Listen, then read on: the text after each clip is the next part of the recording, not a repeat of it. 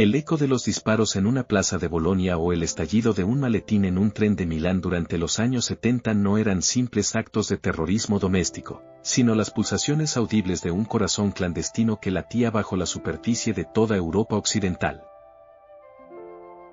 Imaginen una estructura militar paralela, una red de ejércitos invisibles con depósitos de armas enterrados bajo escuelas y polideportivos, operando sin el conocimiento de los parlamentos y con la misión de combatir a un enemigo que, a veces, ni siquiera había cruzado la frontera.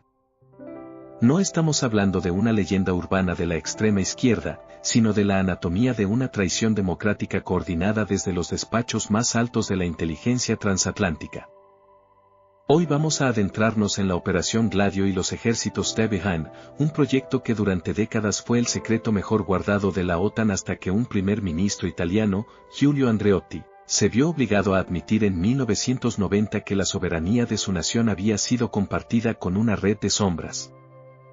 La mayoría de ustedes cree que la Guerra Fría fue un periodo de equilibrio tenso donde la violencia se exportaba al tercer mundo en guerras subsidiarias. Creen que en Europa reinaba una paz vigilada donde el único peligro era un intercambio nuclear masivo. Pero tras analizar los archivos de la Comisión Stragi, los diarios de los agentes reclutados en la posguerra y la logística de las redes Gladio en Italia, Bélgica, Grecia y Turquía, he descubierto que esa visión es la que te impide comprender la verdadera escala de la geopolítica de las sombras. La verdadera clave de la Operación Gladio no era solo prepararse para una invasión soviética que nunca llegó, sino implementar la estrategia de la tensión, una ingeniería del terror diseñada para manipular la opinión pública y evitar, a cualquier costo biológico o social, que los partidos de izquierda alcanzaran el poder mediante las urnas. Mientras los ciudadanos votaban, una red de gladiadores y grupos paramilitares de extrema derecha operaban bajo la premisa de que para salvar la democracia, primero había que aterrorizarla. ¿Cómo fue posible que la CIA y el MI6 entrenaran a antiguos cuadros fascistas para colocar bombas en lugares públicos y culpar a sus oponentes políticos? Para entender cómo el Estado profundo secuestró la seguridad continental, primero deben conocer el concepto de la guerra no convencional de retaguardia, la base técnica de este horror estratégico que les explicaré a continuación. Pero quédense hasta el final, porque la razón por la que hoy las estructuras de Gladio parecen haber desaparecido cuando en realidad solo han mutado hacia nuevas formas de guerra híbrida tiene un vínculo directo con los bancos y las élites que siguen considerando que la voluntad popular es una variable que debe ser corregida mediante el caos. Para comprender este delirio estratégico, debemos sumergirnos primero en el contexto sociocultural de 1945, un año donde la victoria sobre el eje se transformó instantáneamente en la paranoia contra el aliado soviético. Europa estaba en ruinas y las potencias anglosajonas temían que los partidos comunistas, que habían liderado la resistencia antifascista, tomaran el control de Italia y Francia. Aquí nace el concepto de las redes Tebehan, unidades de guerrilla entrenadas para permanecer en territorio ocupado en caso de una invasión del Pacto de Varsovia. El alto mando aliado, influenciado por la experiencia del SOE británico, decidió que necesitaba un ejército fantasma que no dependiera de la cadena de mando oficial. En este escenario, la logística de Gladio fue una obra maestra de la clandestinidad industrializada. Bajo la coordinación del Comité de Planificación Clandestina de la OTAN, se distribuyeron por todo el continente depósitos conocidos como nascondigli. Eran cajas de acero enterradas que contenían ametralladoras, explosivos plásticos C4, equipos de radio de largo alcance y, lo más perturbador, listas de personas que debían ser neutralizadas en caso de emergencia. El reclutamiento no se hizo entre ciudadanos comunes, sino entre círculos de la extrema derecha que compartían un odio visceral al marxismo, integrando a antiguos colaboradores nacionalsocialistas y fascistas en una estructura que el Pentágono consideraba activos estratégicos. En este ecosistema, la defensa nacional dejó de ser un deber público para convertirse en una conspiración biopolítica donde el enemigo interno era tan peligroso como el externo. Entramos ahora en la parte más densa y técnica de este análisis, la bioquímica del sabotaje y la patología del miedo social. Presten mucha atención, porque entender cómo Gladio pasó de ser una red de resistencia a una red de terrorismo de bandera falsa es la única forma de dimensionar el crimen. La estrategia de la tensión no es una teoría política, es una técnica psicológica documentada en manuales como el FM-30-31B del ejército estadounidense. Bioquímicamente, el terrorismo de Estado busca inducir un estado de estrés postraumático colectivo. Cuando ocurre un atentado indiscriminado, como el de la estación de Bolonia en 1980 que dejó 85 muertos, el sistema nervioso de la población entra en un bucle de cortisol y adrenalina que anula el pensamiento crítico y activa la necesidad instintiva de orden y protección autoritaria. Los arquitectos de Gladio sabían que si cometían un acto de barbarie y lo atribuían a las Brigadas Rojas, la opinión pública exigiría leyes de excepción y mayor presupuesto militar, alejándose de las propuestas de reforma social. Esto generó un bucle de curiosidad macabro que resolveremos en los próximos minutos. ¿Cómo se mantenía la lealtad de estos gladiadores cuando sus acciones mataban a sus propios compatriotas? La solución que implementaron los servicios secretos no fue ideológica, sino económica y técnica, utilizando la logística de la impunidad, una red de jueces, generales y banqueros que garantizaban que las investigaciones sobre el terrorismo negro siempre terminaran en un callejón sin salida. Hablemos de la arqueología del lenguaje y la propaganda de la subversión. En los informes internos de Gladio, nunca se hablaba de asesinato, sino de acción ejecutiva o interrupción de la estabilidad enemiga. Los civiles muertos en los atentados de los años de plomo en Italia eran considerados daños colaterales necesarios para mantener la civilización occidental. La microhistoria nos revela la realidad a través de los diarios personales de Vincenzo Vinciguerra, un terrorista de extrema derecha vinculado a Gladio que confesó su participación en el atentado de Peteano.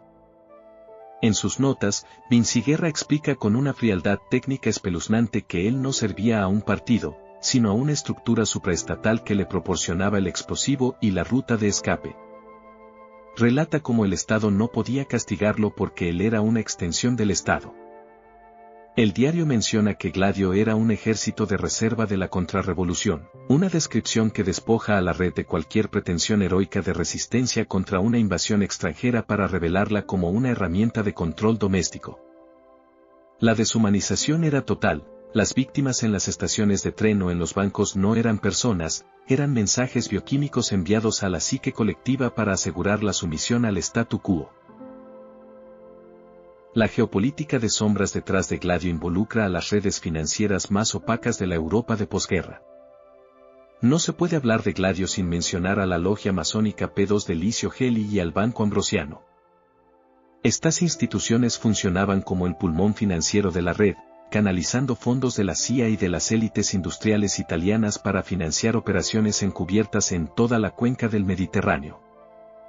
Es un contraste absoluto, mientras los gobiernos hablaban de transparencia y democracia, un Estado profundo paralelo utilizaba el lavado de dinero y el tráfico de armas para sostener a los ejércitos Teheran. Durante las investigaciones de los años 90, se descubrió que el Vaticano, a través de su banco IOR, también había estado implicado en la transferencia de recursos que terminaron financiando a grupos paramilitares en la Argentina de la dictadura y en la España de la transición, demostrando que Gladio no era una red nacional, sino una corporación transnacional del terror. Pero el problema B que mencioné al principio era la falla en el control, los gladiadores a veces se volvían demasiado autónomos. En Turquía, la red conocida como contraguerrilla se fundió con las mafias locales y el narcotráfico, creando un Estado dentro del Estado que ejecutó a miles de disidentes kurdos y activistas de izquierda en una campaña de purga biológica que todavía hoy marca la política de Ankara. Analicemos la clínica de la infiltración y el uso de los eufemismos en la arqueología del control. En Bélgica, Gladio estuvo vinculado a las masacres de Brabante, una serie de asaltos a supermercados en los años 80 que parecían robos comunes pero que tenían una violencia militar desproporcionada.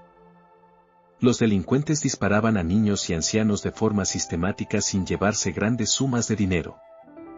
Bioquímicamente, estos ataques estaban diseñados para inducir la parálisis social.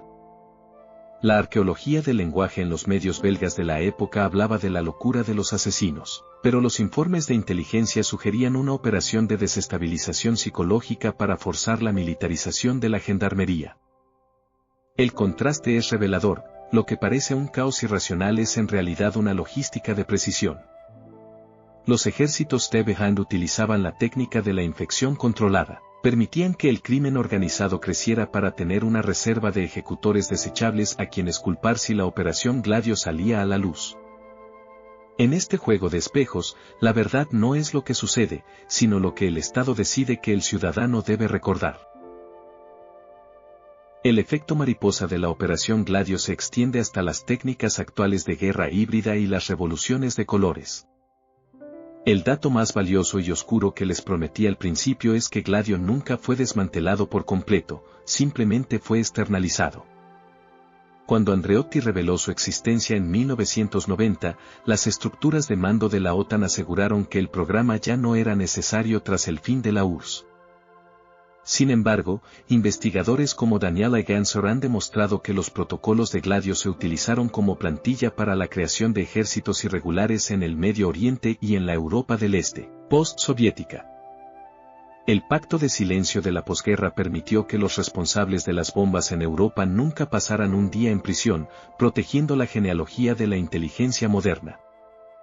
El bonus final es que hoy, en la era de la desinformación digital, la estrategia de la tensión ya no necesita explosivos plásticos para fragmentar la sociedad, solo necesita algoritmos que radicalicen la percepción del otro. Gladio nos enseñó que la democracia es, para ciertos sectores del poder, una fachada frágil que debe ser apuntalada mediante el sacrificio de sus propios ciudadanos. La próxima vez que veas un acto de violencia política que parezca inexplicablemente oportuno para fortalecer el control estatal, recuerda la red de los gladiadores y los nascondiví enterrados bajo el suelo de Europa. Porque en la geopolítica de las sombras, el ejército más peligroso es aquel que te jura que te está protegiendo mientras te apunta con un arma que tú mismo has pagado. La voluntad del pueblo es la primera víctima en la química de la tensión, y su arqueología es un mapa de fosas comunes cubiertas por el barniz de la libertad.